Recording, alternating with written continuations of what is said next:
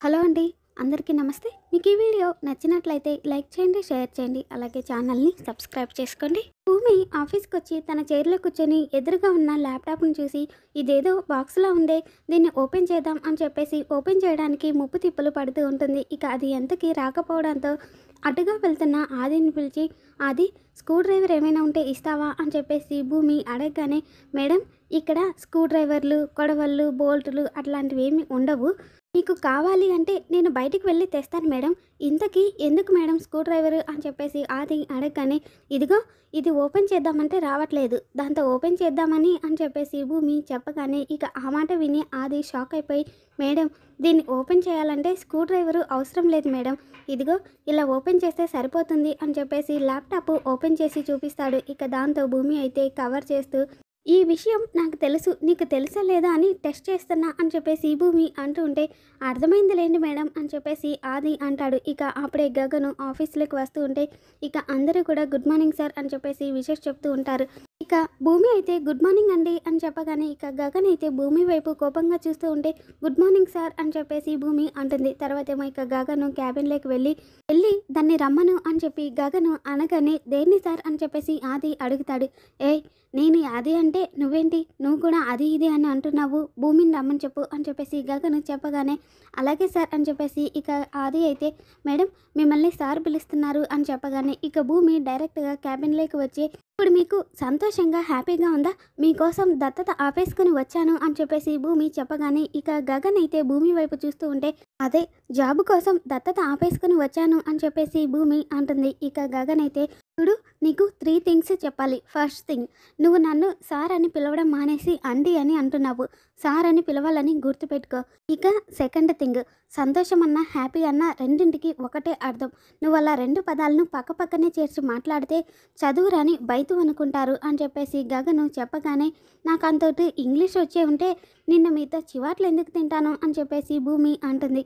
గగను భూమి వైపు చూస్తూ ఉంటే, "చెప్పండి" అని చెప్పేసి భూమి చెప్పగానే ఇక థర్డ్ థింగ్ ఏంటంటే, "నువ్వు నా క్యాబిన్లోకి వచ్చేటప్పుడు డోర్ నాక్ చేసి అంటే లోపలికి రావచ్చా అని అడిగి మరీ రావాలి" అని చెప్పేసి గగను చెప్పగానే ఇక భూమి అయితే, "అంటే వెళ్ళేటప్పుడు కూడా వెళ్ళొచ్చా అని పర్మిషన్ అడిగి వెళ్ళాలా సార్" అని చెప్పేసి భూమి అంటుంది. "ఇప్పుడు అడగాల్సిన అవసరం లేదు, కానీ ఇంకొకటి ఏంటి అంటే" అని చెప్పేసి గగను చెప్పబోతూ ఉంటే, "అంటే నాలుగో విషయం కూడా ఉందా" అని చెప్పేసి భూమి అంటుంది. "ఏంటి వెటకారమా" అని చెప్పేసి గగను, కార్పొరేట్ కంపెనీలలో పనిచేసేటప్పుడు నీట్‌గా డ్రెస్అప్ అయ్యి దానికి తగ్గట్టుగా డ్రెస్ వేసుకొని రావాలి అని చెప్పాను కదా నీ ఫ్రెండ్‌కి, నీకు చెప్పలేదా" అని చెప్పేసి గగను అడుగుతూ ఉంటే, "చెప్పింది, కానీ నా దగ్గర అలాంటి డ్రెస్సులేం లేవు కదా" అని చెప్పేసి భూమి అంటుంది. "నీ దగ్గర నుండి ఇలాంటి సమాధానం వస్తుంది అని నేను ఎక్స్‌పెక్ట్ చేశాను. అందుకే నీకోసం నేనే డ్రెస్ తీసుకొచ్చాను" అని చెప్పి గగను చెప్పగానే, "ఏంటి, మీరు నా కోసం షాపింగ్ చేశారా" అని చెప్పేసి భూమి సంతోషపడిపోతూ ఉంటుంది. "నేను చేసింది షాపింగ్ కాదు, కావాల్సింది కొనుక్కొచ్చాను అంతే. వెళ్ళి ఆ డ్రెస్ తీసుకొని తొందరగా రెడీ అయ్యి వచ్చేయి" అని చెప్పి గగను అంటాడు. ఇక భూమి అయితే ఆ డ్రెస్సును చూసి, "ఏంటి, ఇలాంటి డ్రెస్ నేను వేసుకోవాలా" అని చెప్పేసి భూమి అడుగుతూ ఉంటే, "తప్పదు, వేసుకోవాల్సిందే. వెళ్ళి తొందరగా ఆ డ్రెస్ వేసుకొని వచ్చేయి. ఇప్పుడు మనం ఒక మీటింగ్‌కి వెళ్ళాలి. నువ్వు ఇలాంటి డ్రెస్‌లో అక్కడికి వస్తే వాళ్ళు నిన్ను నా పిఏ అనుకోరు, మా ఇంటి పని మనిషి అనుకుంటారు. వెళ్ళి త్వరగా డ్రెస్ వేసుకొని రా" అని చెప్పేసి గగను చెప్పగానే ఇక భూమి అయితే డ్రెస్ మార్చుకోవడానికి వెళ్ళిపోతుంది. తర్వాతేమో ఇక కృష్ణప్రసాద్ ఇంటికి రాగానే, "ఏంటండి, ఎక్కడికి వెళ్ళిపోయారు? ఫోన్ చేస్తే ఆఫీస్‌కి వెళ్ళలేదు అన్నారు. మరి ఎక్కడికి వెళ్ళారండి భోజనం చేయకుండా? రండి, భోజనం చేద్దురు. మీకోసం నేను కూడా భోంచేయకుండా ఎదురు చూస్తున్నా" అని చెప్పేసి మీరా అంటూ ఉంటే, "మీరా, నేను ఫ్రెండ్‌ని కలవడానికి వెళ్ళినప్పుడు అక్కడ భోజనం చేశాను. నాకిప్పుడేం ఆకలిగా లేదు మీరా" అని చెప్పేసి కృష్ణప్రసాద్ అంటూ ఉంటే, "నాకు అర్థమైందండి.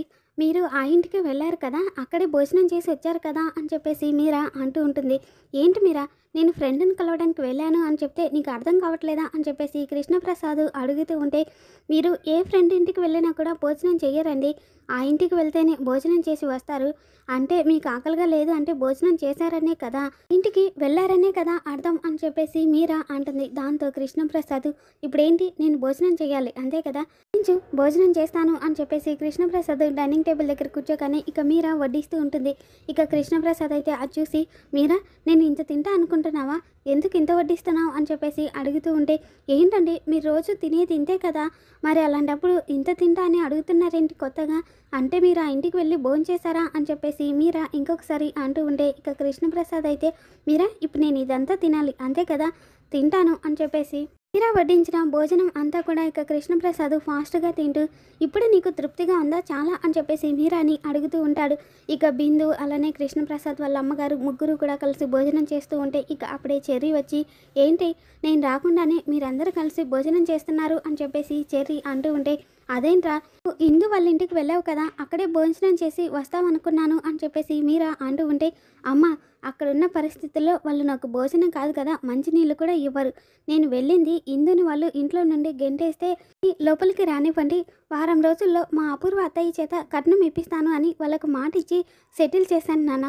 వారం రోజుల్లోగా కట్నం ఇవ్వాలి, లేకపోతే ఇందు పరిస్థితి దారుణంగా ఉంటుంది ఆ ఇంట్లో అని చెప్పేసి చెర్రీ అంటూ ఉంటే ఇక కృష్ణప్రసాద్ కూడా మీరా నువ్వు ఈ విషయంలో చాలా గట్టిగా ఉండాలి, మీ అపూర్వ వదిలిని అడిగి త్వరగా కట్నం డబ్బులు ఇప్పించాలి, లేదంటే ఇందు కష్టాల పాలైపోతుంది.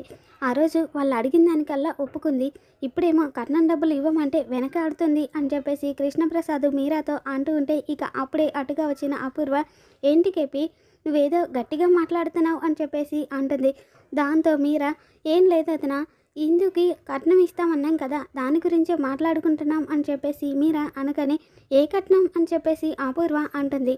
వదిన ఇందు పెళ్ళప్పుడు వాళ్ళు అడిగినవన్నీ కట్నంగా ఇస్తాను అని చెప్పి ఒప్పుకున్నారు కదా దాని గురించే అని చెప్పేసి మీరా అంటూ ఉంటే ఓ దాని గురించా, పెళ్లి చేయడానికి ఎన్నో మాటలు చెప్తారు, ఆ మాటలన్నీ నిజం చేస్తారా ఏంటి అని చెప్పేసి అపూర్వ చెప్పగానే ఇక చెర్రీ కృష్ణప్రసాద్ మీరా అందరూ కూడా ఒక్కసారిగా షాక్ అయిపోతారు.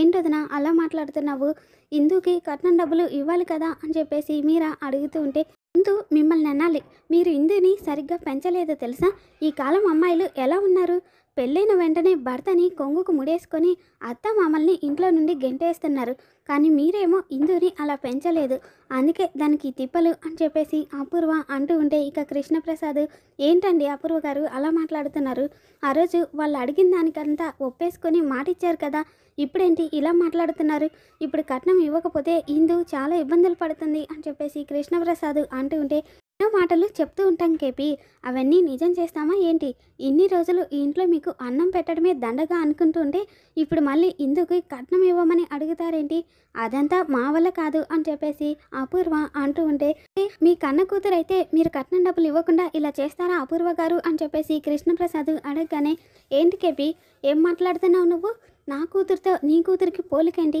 మావి రాజ బతుకులు, మీరేమో మా మీద ఆధారపడి బ్రతికే బతుకులు, మాకు పోలికేంటి, మా పిల్లలతో మీ పిల్లల్ని పోల్చుకోవడం ఏంటి అని చెప్పేసి అపూర్వ అంటూ ఉంటుంది. అది కాదు అత్తయ్య అని చెప్పేసి చెర్రీ చెప్పబోతూ ఉంటే రే ఏంట్రా చెర్రీ ఏం చెప్తావు అని చెప్పేసి అపూర్వ కోపంగా అడుగుతూ ఉంటే వారం రోజుల్లో మీ చేత కట్నం ఇప్పిస్తాను అని వాళ్ళకు మాటిచ్చి వచ్చాను అత్తయ్య అని చెప్పేసి చెర్రీ అంటాడు. ఓహో మాటిచ్చావా, అయితే నువ్వే సంపాదించి నువ్వే కట్నం ఇవ్వరా, ఆ కట్నం డబ్బుల గురించి మా నెత్తిన రుద్ది మా మీద పడకండి అని చెప్పేసి అపూర్వ అక్కడ నుండి వెళ్ళిపోతుంది.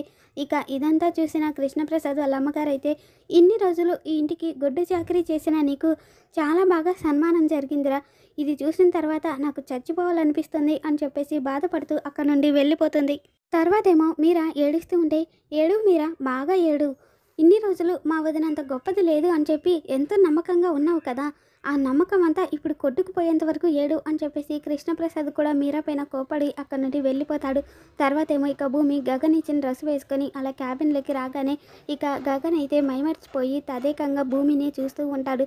భూమి క్యాబిన్ లోపలికి అలా నడుచుకుంటూ వస్తూ ఉంటుంది. ఇక అప్పుడే భూమి కింద పడిపోతూ ఉంటే ఇక గగన్ అయితే భూమిని పట్టుకుంటాడు.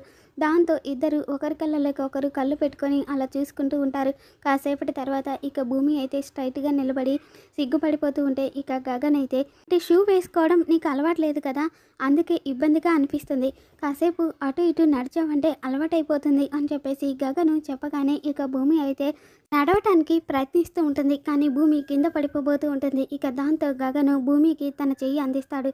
ఇక భూమి కూడా గగన్ చేతిలో తన చెయ్యిని పెట్టి ఇద్దరు కూడా అలా కళ్ళల్లోకి కళ్ళు పెట్టి చూసుకుంటూ అలా 7 అడుగులు నడుస్తూ ఉంటారు. మరి రేపటి ఎపిసోడ్లో ఏం జరుగుతుందో మళ్ళీ మన ఛానల్లో తెలుసుకుందాం. Thanks for watching.